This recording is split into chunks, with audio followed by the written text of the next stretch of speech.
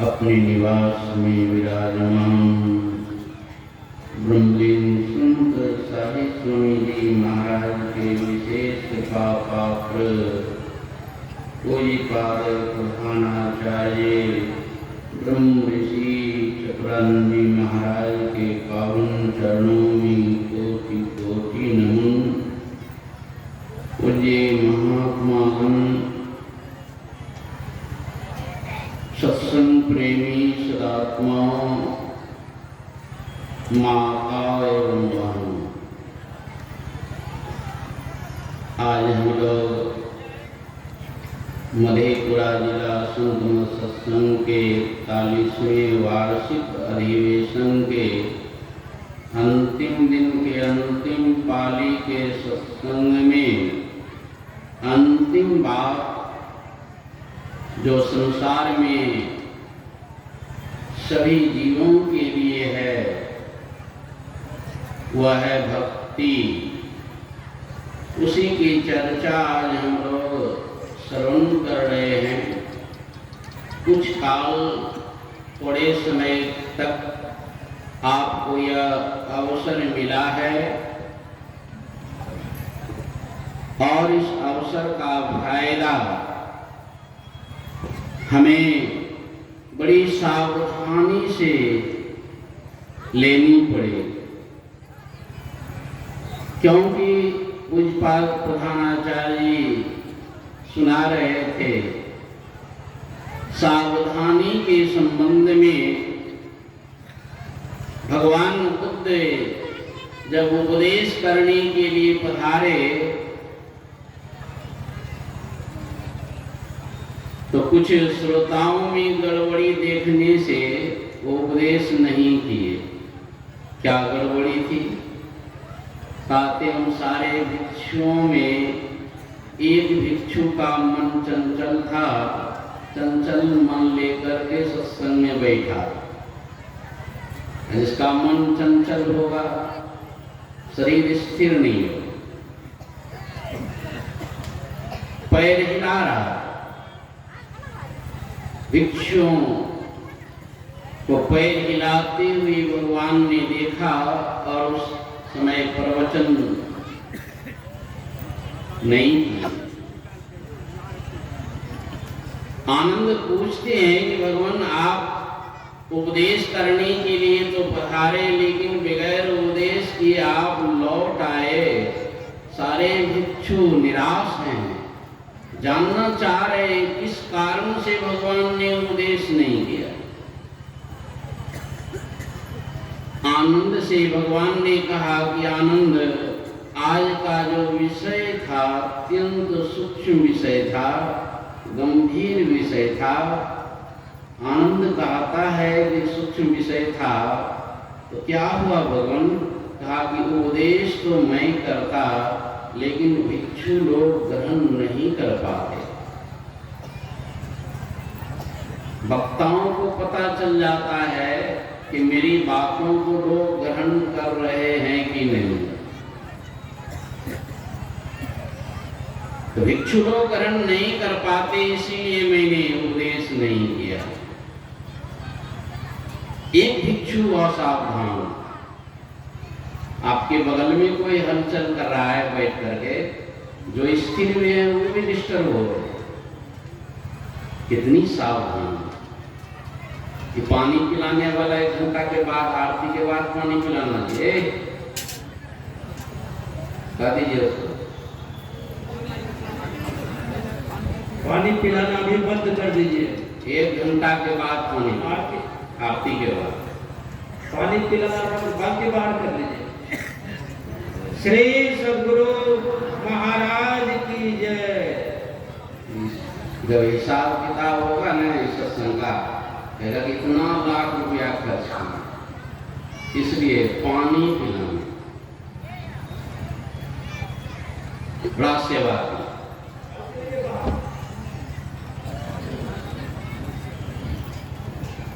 आज सबरी माई की कुटिया पर भगवान श्री राम पधारे हैं और भगवान भक्त को खोजते हैं। जब भक्त मिल जाता है तो फिर कुछ छिपाते नहीं हैं। तो भगवान ने सबरी को पा करके सबसे पहले भगवान कहते हैं, आज मैं तुझे 9 प्रकार के भक्ति का उपदेश करने जा रहा हूँ, तुम सावधान हो करके मेरी बातों को सुनो। नवे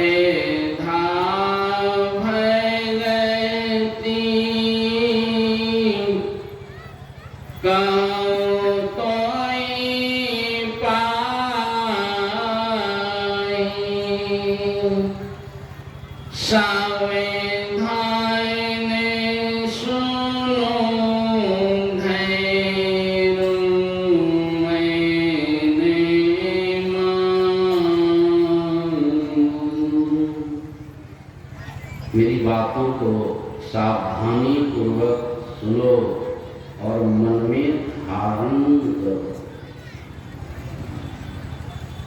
हम लोग भी सत्संग में आए हैं सावधानी पूर्वक सुनने के लिए और मन में धारण करने के लिए। ये नहीं कि इस कान से सुन लिए और दूसरे कान से निकाल। प्रथम भक्ति संतन कर संगा। भक्ति की शुरुआत श्री राम कहते हैं तभी संभव है जब संतों का संग करें। इधर कुछ भी यज्ञ कर लीजिए, अनुष्ठान कर लीजिए, व्रत उपवास कर लीजिए, तीर्थ और दान पुण्य कर लीजिए, या गर्दने काट करके रावण के तरह शिव जी को चढ़ा दीजिए। भक्ति की शुरुआत तब तक नहीं होगी जब संतों का संग आप नहीं करेंगे। संत मिलेंगे जो उनके संग करने से भक्ति प्रथम भक्ति हो जाए। प्रथम भक्ति संतन कर संगा राम जी का रे, तो संत मिलेंगे। लगभग 86-87 ईस्वी की बात है। गांव के आसपास में सत्संग हुआ करता था, मैं भी जाता। तो संयोग से मुझे भी बोलने के लिए बोल, सब गृहस्थ लोग ही, मैं तो सुनने के लिए जाता था। तो कह दिए, तो जो सुनाया था मैं सुनाया। एक नाथ जी के गांव में एक दुकानदार रहता था और दुकानदार देखता था कि मैं बिना झूठ बोले एक दिन भी नहीं रह पाता। एक दिन में कई झूठ बोलना पड़ता है।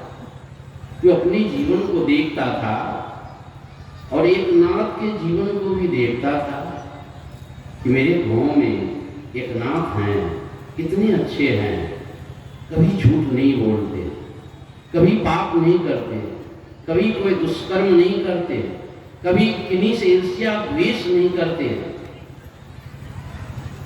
ऐसा जीवन उनका है। ये रहते रहते उनके प्रति आकर्षित हो जाते हैं और एक दिन एक नाथ के घर चले जाते हैं और सुनाते हैं कि आपका जीवन कितना पवित्र है और मेरा जीवन कैसा है। बिना पाप के एक दिन भी नहीं रहता, बिना झूठ बोले एक दिन भी नहीं बीतता है।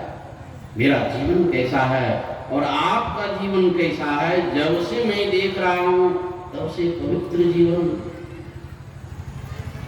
आपने क्या सीख लिया है, मुझे भी सिखाइए कि मुझे झूठ नहीं बोलना पड़े, मुझे पाप कर्म नहीं करना पड़े। मुझे भी सिखा दीजिए आप कैसे इस तरह जिंदगी गुजार रहे हैं। एक नाथ उनकी बातों को काट देते हैं, छोड़ो इन सारी बात। एक बात में, पक्की बात में कहा, जानते हो तुम्हारी मृत्यु जो है 7वें दिन होगी। सुनाना था वो तो एकदम, क्योंकि इतना झूठ नहीं बोलते। अब हमारी मृत्यु 7वें दिन अवश्य होगी। अब क्या खाली मौत ही मौत देखता है, किसी तरह अपने घर पहुंच गए, केवल मौत ही, खाना पीना सब उदास, कुछ नहीं। 1 दिन 2 दिन 3 दिन व्यतीत होते जा रहे हैं और गिनते हैं तो 2 दिन 3 दिन का ही मेहमान हूँ, क्योंकि एक नाथ कभी झूठ बोलते नहीं है। 6ठे दिन पार कर गए, 7वें दिन तो आपको एकदम जाना ही। 7वें दिन एक नाथ जी उनके घर पर पहुंच जाते। कहा कि कहो क्या हाल है। कहा कि बस आज ही भर का मेहमान हूँ, मुझे तो आज जाना ध्रुव निश्चित। कहा कि अच्छा पहले बताओ तुम 7 दिनों में कितने पाप कर्म किए, 7 दिनों में कितने बार झूठ बोले, 7 दिनों में कौन कौन सी गलतियां, कौन कौन से पाप तेरे जीवन में। कहता है कि पाप झूठ मुझे तो कुछ नहीं, 7 दिन तो एकदम केवल मौत ही मौत देखते मेरा बेटी हुआ है, कुछ नहीं, भोजन भी नहीं हुआ। बस तुम मौत 7 दिन से देख रहे हो तो तुम्हें कोई पाप नहीं हुआ, मैं जीवन भर मौत को देखता, इसलिए मुझसे कोई पाप नहीं होगा।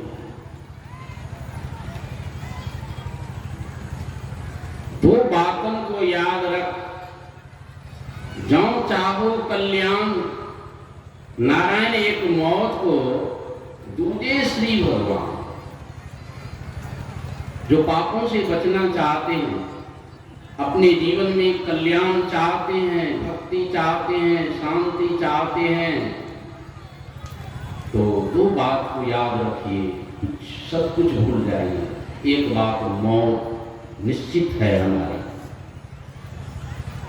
जो मौत को याद करते हैं उनको प्रभु अपने आप याद हो जाता है। मौत को याद रखना, प्रभु को याद रखना, दोनों एक ही चीज।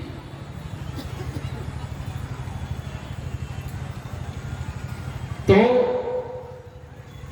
ऐसी संत मिल जाएं, ऐसे संत तो हमारे संत सदगुरु महर्षि में ही परम जी महाराज थे और उनका दर्शन तो बहुत कम हुआ। बहुत बड़भागी होंगे पुराने सत्संगी लोग यहाँ बैठे हैं, उनको उनका तो वो भाग्य है। लेकिन संत साहिब स्वामी जी महाराज को बहुत बार दर्शन, संत शिशु जी महाराज को बहुत बार दर्शन आप लोगों ने किया होगा। कितने निश्चल थे, कितने पवित्र थे, कितने बड़े गुरु भक्त थे। आज उनके बारे में जानना चाहते हैं। उनके एक स्मृति ग्रंथ,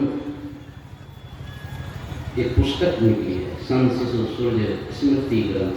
मैं अभी भी उसको पढ़ रहा था। गुरु महाराज के एक बड़े भक्त, बड़े कर्मठ योगी श्रीधर दास जी महाराज, उनके जीवन को देखिए। बहुत सारे साधु महात्मा को उन्होंने पैदा किया गुरुदेव ने, और उनके छत्र छाया में जो ठीक ठीक रह गया। ऐसे तो गुरु महाराज के नजदीक में रह करके भी बिगड़ गए, बहुतों का नाम आता। सत्संग से भी प्रेम नहीं हो सका। एक व्यक्ति ने मुझसे शिकायत किया कि बाबा, इतने बड़े संत के पास रहकर इस तरह क्यों करते? मैं बात काट दिया।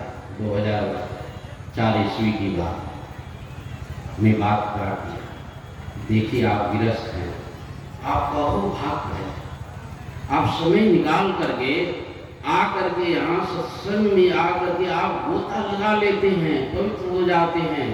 उनके जीवन में नसीब नहीं है, क्या कीजिए? गोता लगाना भी नसीब नहीं।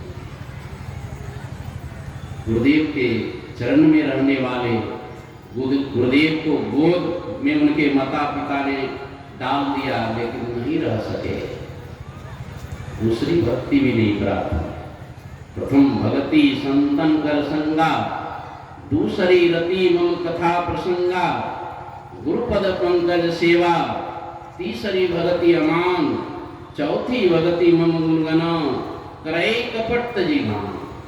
रोज सब क्षेत्र छाया भाग रहे। बड़ी अच्छी बात, खुशी की बात। लेकिन कहीं कपट है, वर्षों वर्षों का जो है ये गुणगान करना सब व्यर्थ चला। चौथी भगति मम गुणगना, करे कपट तजी गान। कपट का मतलब क्या होता है? कोई भी संसार की कामना, संसार की इच्छा लेकर के आप प्रभु का गुणगान करते हैं, तो ये सब कपट भक्ति में चली जाए। मंत्र जाप मंत्र विश्वासा, पंचम भजन सो वेद प्रकाशा। कहते ये पांचवी भक्ति जो है, जो दीक्षा लिए हैं, मंत्र जप करते हैं, दृढ़ विश्वास के साथ मंत्र का जप करना। ये नहीं दीक्षा ले लिए, जप हो ही नहीं रहा, जब पर कोई विश्वास है ही नहीं। और ये स्थूल सगुण उपासना है, कोई मंत्र का जप करना और कोई रूप का ध्यान करना, मानस ध्यान करना, ये स्थूल भक्ति है। यहाँ तक भक्ति की चर्चा, आज 300 संप्रदाय हैं दुनिया में, हर जगह पांचवी भक्ति तक की चर्चा होती है। लेकिन संतमत इससे ऊपर है। बिंदु ध्यान से शुरू होता है। बिंदु ध्यान विधि, नाद ध्यान विधि, सरल सरल जग में प्रचारी, सब संतन की बड़ी बलिहारी। ये बिंदु ध्यान, सूक्ष्म ध्यान। संत शिशुसूर जी महाराज के संग में मुझे 96 ईस्वी में पत्र दे करके, मुझे कोई भी अता पता नहीं था, कोई मुझसे जान पाता, पत्र दे करके महात्मा को भेजे और कहेगा हमारे साथ कृत्यानंद नगर में इतने तारीख को पहुँच जाइए और यहाँ हमारे साथ रहिए। कई जगह कार्यक्रम था, एक ही महीना का जो है हर कार्यक्रम एक ही पोस्टर में छाप देते थे, पैसा ज़्यादा खर्च नहीं हो सकता। उस क्रम में बहुत बातें उन्होंने सुना, क्यों ले गए हमको, एक महीने क्यों रखा साथ में, अब पता चलता है। एक दिन प्रसंग में उन्होंने कहने की कृपा किए, धेरे आजकल ये दीक्षालय सब है 96 सीखा, 3 कोणों पर दिए रहे 96 सीखा। इसलिए दीक्षा लेने वाले सावधान हो जाइए, बढ़िया से आप दीक्षित हुए हैं कि नहीं। दृष्टि साधन की क्रिया तो गुरु भगवान राम छठी भक्ति में समझाते हैं। यही संतमत की साधना है। छठ दम शील विरति बहु कर्मा, निरत निरंतर सज्जन धर्मा। दम यहीं पर है। दम वाला व्यक्ति भक्ति करेगा, जिनका दम निकल गया है तो रह जाएंगे। भक्ति करे कोई सूरमा, जाति वर्ण कुल खोए, कामी क्रोधी लालची इनसे भक्ति न हो। कबीर की बात। कोई सुरमा भक्ति करेंगे, कोई सुरमा ही इस सूक्ष्म क्रिया को सीखेंगे, दृष्टि साधन की क्रिया को समझने के लिए बारंबार गुरुदेव के चरणों में जाना पड़ता है, अभ्यास करना पड़ता है। त्रैकाल संध्या नित्य दीर्घकाल तक जो करते हैं और गुरुदेव के चरणों में बारंबार जाकर के अपनी शंका का समाधान करते हैं, तब समझ में बात आती है। समझा में ही लखा नमूना, बात है सत्य हित की। कब समझेंगे? जब आप अपने अंदर में देखेंगे कुछ नमूना। कब देखेंगे? जन्मों जन्मों से तो कुछ नहीं दिखता है, केवल अंधकार। नाम रूप संसार का ख्याल ही अंदर में जब तक आप देख रहे हैं, तब तक आप संतमत को नहीं समझ सकते। नाम रूपों से, संसार के सारे ख्यालों से ऊपर जब आपकी दृष्टि जाती है, सूक्ष्म में दृष्टि जाती है, जो प्रथम दर्शन होता है, तब आप पोथी पुराण पढ़े कि नहीं पढ़े, एक अक्षर पढ़े लिखे हैं कि नहीं है, कोई मतलब नहीं। अनपढ़ से अनपढ़ व्यक्ति भी जो है, यदि उनकी दृष्टि स्थिर हो जाए, क्योंकि बिना दृष्टि स्थिर हुए अंदर में कुछ दिखता नहीं है। देखने की शक्ति दृष्टि को है। आप बाहर भी देखते हैं, स्वप्न में भी देखते हैं, मानस में भी देखते हैं, मानस दृष्टि वहां रहती है, स्वप्न में भी स्वप्न दृष्टि रहती है, और आंख खोल करके देख रहे हैं, यहाँ जागृत दृष्टि काम करती है। हर जगह दृष्टि के द्वारा ही ज्ञान होता है। आंख खोल करके हम दृष्टि को किसी व्यक्ति के ऊपर जब स्थिर करते हैं, वस्तु के ऊपर स्थिर करते हैं, तो हमको बाहरी ज्ञान, जगत का ज्ञान होता है। लाखों व्यक्ति हमारे सामने हैं, लेकिन लाखों व्यक्ति को एक साथ मैं नहीं देख रहा हूँ। जिन व्यक्ति के ऊपर, जिन वस्तु के ऊपर हमारी दृष्टि टिकती है, उन्हीं व्यक्ति और उन्हीं वस्तु का हमको ज्ञान होता है। तो बाहर में दृष्टि टिकाने से बाहरी ज्ञान, अंदर में जब आपकी दृष्टि टिकेगी तो अंतर का ज्ञान होगा। बस दृष्टि फेरी अंदर करे, सूझे काया लोक, अंदर में सारे लोक लोकांतर सूझने लगेंगे। अंदर में जो खजाना है उसको आप देख लेंगे। इसी के लिए जो है दृष्टि साधन की क्रिया को समझना अत्यंत जरूरी है और अत्यंत अभ्यास करना जरूरी है। दम कहते हैं इंद्रिय निग्रह को। कोई पहलवान को दम नहीं है, कोई बूढ़ाई है, कोई कमजोरी है और दृष्टि साधन की क्रिया में मजबूत हो गए हैं, यही धरती पर सबसे अधिक दम वाला है। इसलिए दम को बढ़ाने के लिए जो है, इंद्रिय निग्रह करने के लिए जो है, आपको दिन रात इसके पीछे लगे रहना पड़ेगा। निश्चिदिन सुरत अधर पर कर कर अंधकार फट जाता है। कहते तब अंधेरी रात्रि जो है, अंधकार वो समाप्त होंगे और चमचमाता हुआ बिंदु का दर्शन होगा। उसी बिंदु में परम प्रभु परमात्मा के शब्द को आप सुनेंगे। बस यहीं तक मेहनत है, शब्द केवल प्रकट हो जाए। बिंदु में तह नाद बोले, रैन दिवस सुहावनम, दिन रात आनंद ही आनंद। फिर कोई झंझट नहीं, कोई दुख नहीं, केवल आनंद ही आनंद। कब होगा? जब आपके अंदर में एक विनुता की प्राप्ति होगी, प्रभु के शब्द को आप सुनने लगेंगे। अनहद शब्द, असंख्य शब्द आपके अंदर, सबके अंदर में हो रहा है और उस शब्द में एक सत शब्द है, एक सार शब्द है। उसको खोजने के लिए जो है, आज भी एक व्यक्ति साधक गए थे, शब्द साधना मुझे सीखनी है। तो मैंने भी कहा अवश्य सीखिए, क्योंकि गुरु महाराज के प्रवचन में मैंने पढ़ा कि जिन जो बूढ़े हो गए हैं, कमजोर हो गए हैं, अधिक उम्र जिनकी हो गई है, उनसे दृष्टि साधन की क्रिया नहीं होगी। इसी वर्षावास ध्यान साधना शिविर मनियारपुर में होता है, मास ध्यान साधना शिविर मनियारपुर में होता है। उसमें जो है रोज गुरु महाराज का एक प्रवचन पढ़ा जाता है। उसी एक प्रवचन में स्पष्ट गुरुदेव ने खोल करके कहा दिया, जो वृद्ध हो गए हैं, कमजोर हो गए हैं, जिनकी आयु अधिक हो गई है, उनसे दृष्टि योग नहीं होगा।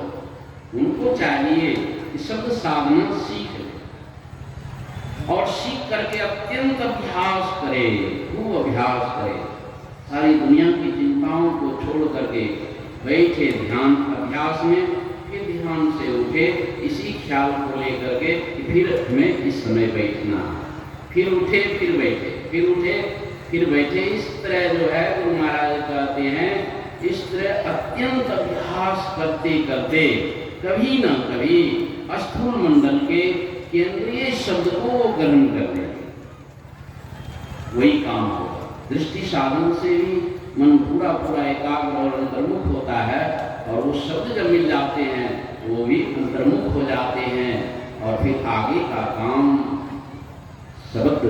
शब्द मंडल में सार शब्द गुरुगम होकर धर लेना। जगत जेल को इसी युक्ति से शून्य में ही तजना होगा।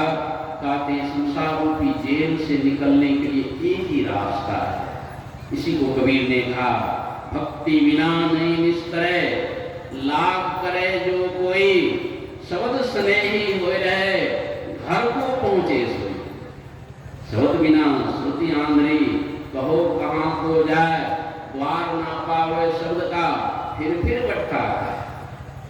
ये शब्द साधना के बारे में राम जी कहते हैं, सातम सम मोही मैं जब देखा, मोते संत अधिक करी लेखा।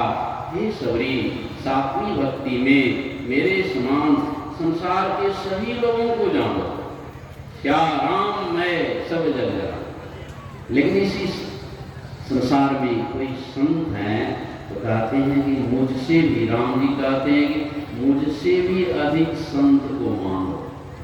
यहाँ संत को मानने के लिए तैयार नहीं है। भारत में जन्म हुआ है और संत को मानने के लिए तैयार नहीं। राम की भक्ति में एक तिल भी हम आगे नहीं बढ़ सकते,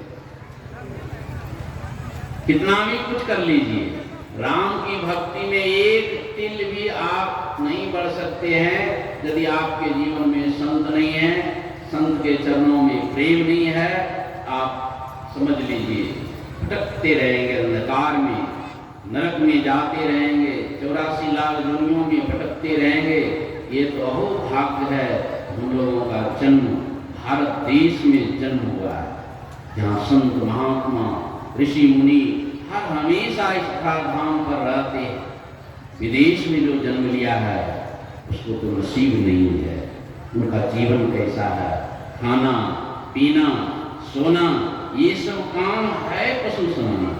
किसी विदेशियों का भी अहोभाग्य हुआ, जैसे जापान की महिला यूको भी जीता, गुरुदेव की कृपा हो गई, काम हो गया। एक नॉर्वे देश के एक दूत आए भारत, पूर्व जन्म का संस्कार होगा, गुरुदेव के सत्संग सुनने के लिए उनको मिल गए। कई भाषा के जानकार खोजी, सत्संग सुना, समझ गया कि मनुष्य शरीर मिला है भक्ति करने के लिए। तो गुरुदेव के निवास में जाकर के प्रणाम करते हैं और कहते हैं कि मैं भी भक्ति करना चाहता हूँ। विदेशी आदमी कहा कि हाँ, जितने मनुष्य तनधारी हैं प्रभु भक्ति कर सकते, सभी सब कोई भक्ति कर सकते हैं। तो उन्होंने क्या कहा, आपके सत्संग में कहता है मांस मछली ये सब नहीं खाना है, मुझसे तो नहीं होगा। मैं जिस देश में रहता हूँ वहाँ कोई अन्न नहीं होते, कोई दूसरा खाद्य पदार्थ नहीं है, मांस का ही उत्पादन होता है, मांस ही मुख्य आहार है, मुझसे नहीं छूटेगा। गुरु महाराज भी चुप हो गए। बहुत देर के बाद गुरु महाराज कहते हैं प्राण रक्षा के लिए आप मांस खा करके ही भक्ति कीजिए, कोई चीज खाने के लिए है ही नहीं। मांस खा करके भक्ति, वो भी व्यक्ति कम नहीं। मैं मांस खा करके भक्ति करूंगा तो मुझे क्या लाभ होगा? गुरु महाराज कहते हैं कि लाभ होगा। तो व्यक्ति कहते क्या लाभ होगा मांस खा करके भक्ति करेंगे? गुरु महाराज कहते हैं लाभ होगा, क्या लाभ होगा? तो गुरु महाराज कहते हैं आप भक्ति शुरू कर दीजिए, मांस खाते रहिए, भक्ति शुरू कीजिए। दोबारा जो आपका जन्म होगा भारत में जन्म, यहाँ परमात्मा ने तरह तरह के अन्न फल क्या क्या इतना चीज जो है भारत में खाने पीने के लिए जो है परमात्मा ने प्रबंध कर दिए हैं। यहाँ मांस मछली खाने की जरूरत ही नहीं है, सूंघने की भी जरूरत नहीं है। इसलिए जल्दी से हम लोगों को सावधान होकर के भक्ति में लग जाना चाहिए। काल करो सो आज कर, आज करो सो अब, पल में प्रलय होएगा, अब बहुरी करोगे कब? यही आप सबों की सेवा में कहा। अब अंतिम दर्शन आप लोगों के बीच पूज्यपाद प्रधानाचार्य जी पधार रहे हैं, उनके आशीर्वाद। श्री सद्गुरु महाराज जी, श्री सद्गुरु